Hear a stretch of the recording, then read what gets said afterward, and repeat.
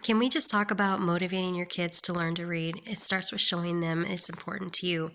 Read to them before bed, read to them throughout the day, engage them in reading random signs or things throughout the day, like cereal boxes or different products. Show them how reading opens new worlds to them, and then reward them for milestones.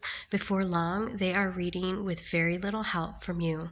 Tonight, my little one grabbed a book and read to me without even having to ask her. This past weekend, she grabbed another book and read to Dad.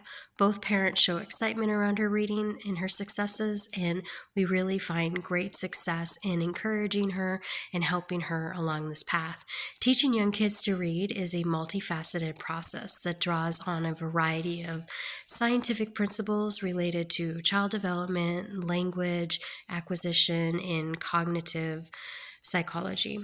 Here are some key elements of the science behind teaching young kids to read. You want to focus in on phonemic awareness. Phonemic awareness is understanding that words are made up of individual sounds or phononyms. Probably saying that wrong, but it really does work. Teaching young children to recognize and manipulate these sounds as foundational skill for reading. Activities that focus on rhyming, segmenting, blending, and manipulating sounds really helps children develop phonemic awareness. I do hope I'm saying that correctly. Phonics is also important. Phonics instruction involves teaching children the relationship between letters and sounds. This includes teaching the sounds associated with individual letters, like B makes the B sound, as well as introducing common letters in combinations like CH makes the ch sound. Systematic and explicit phonics instruction has been shown to be effective in helping children learn to read. Vocabulary development. Building strong vocabulary is crucial for reading comprehension. Research suggests that exposure to rich and varied language from an early age can help children to develop a strong vocabulary, which in turn supports reading, as well as reading and development. Our first grader is already doing third grade vocabulary. Every day, she's also learning Spanish and American Sign Language right alongside English. So she's experiencing multiple languages, as well as she's doing third grade work in first grade for her vocabulary. Fluency. Fluency refers to the ability to read with accuracy, speed, and expression. Reading fluency can be developed through repeated reading, guided oral reading, and other strategies that focus on building automatically. And here's the thing with that is that when your child is reading, you'll find that they read just monotone or that kind of thing, and that's okay. But as you're reading to your child and adding in those inflections and things, you're building that fluency.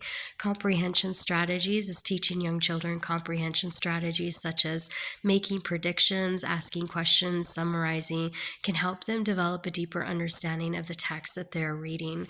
These strategies can be explicitly taught and practiced during reading, also studying English.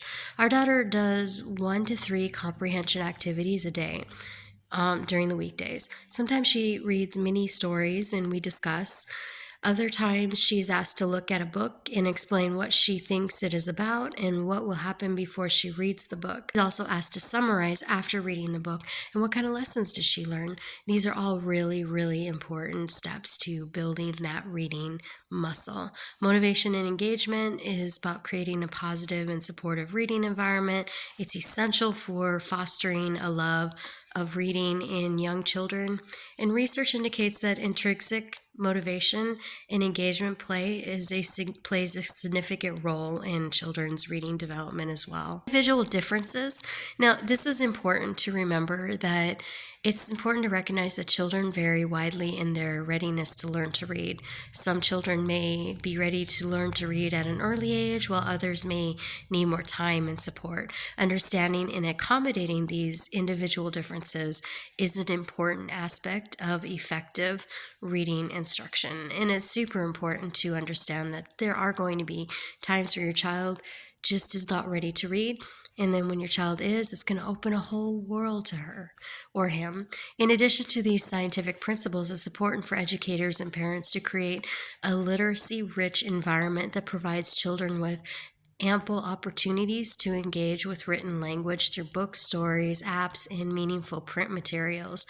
Furthermore, incorporating a balanced literacy approach that includes both explicit instruction and opportunities for authentic reading experiences can really support children's development as readers. All of this is important. If you'd like to know the apps and the programs that we use to help our child with reading, I will list some here so that are in the captions below so you can check them out as well.